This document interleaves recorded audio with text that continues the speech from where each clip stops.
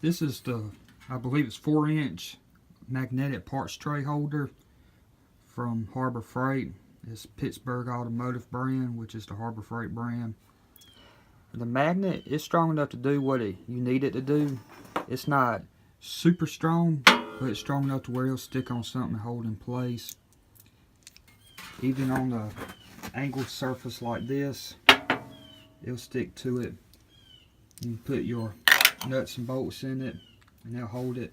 It's not strong enough to where you can just like throw it at it real hard, it'll bounce out away from it, but if you guys put it in there, it sticks pretty good.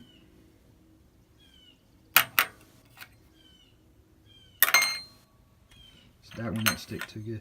You gotta make sure you get it on that magnetic part in the center of it.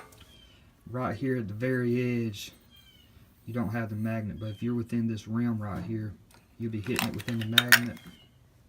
And they'll hold it in place. You can take it off, turn it upside down, shake it,